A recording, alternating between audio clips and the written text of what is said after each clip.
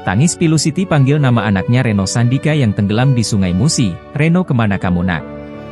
Rintihan Siti Fatimah 34 tahun memanggil nama anaknya bernama Reno Sandika 15 tahun yang tenggelam di Sungai Musi pada Minggu, 9 Februari 2025, terdengar memilukan.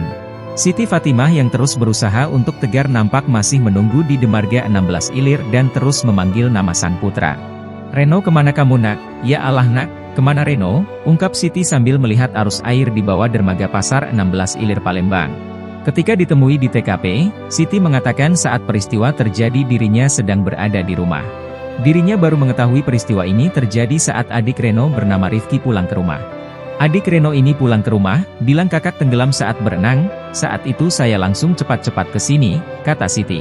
Sesampainya di dermaga Pasar 16 Ilir Palembang, warga di sekitar rupanya sedang melakukan pencarian di bawah dan sekitar dermaga.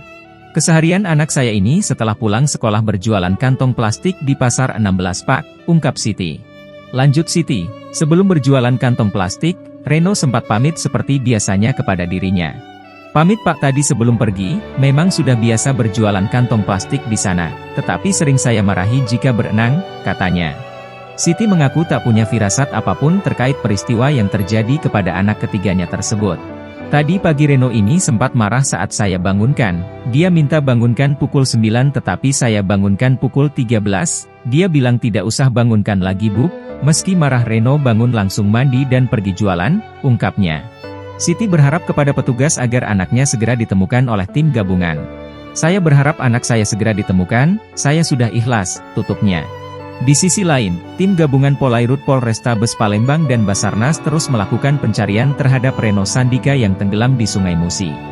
Dari kronologi kejadian, pada Minggu, 9 Februari 2025, pukul 12 WIB, korban bersama adik laki-lakinya bernama Rifki Sandika 13 tahun dan Kavi 14 tahun berjualan kantong plastik di Pasar 16 Ilir. Kemudian sekitar pukul 14 WIB, korban mengajak adik dan temannya untuk berenang di pinggir dermaga penumpang Pasar 16 Ilir. Saat itu ketiganya langsung loncat dan berenang di pinggir dermaga. Setelah naik ke dermaga, celana korban sempat terjatuh ke sungai. Saat itu korban langsung berusaha menyelami celananya yang tenggelam. Namun setelah ditunggu-tunggu ternyata korban pun tak kunjung dinaik ke permukaan. Hal ini membuat adik korban langsung panik dan meminta tolong kepada warga sekitar. Kami berenang dan sudah naik ke atas, waktu kakak taruh celana ke atas di pinggir dermaga malah terjatuh lagi.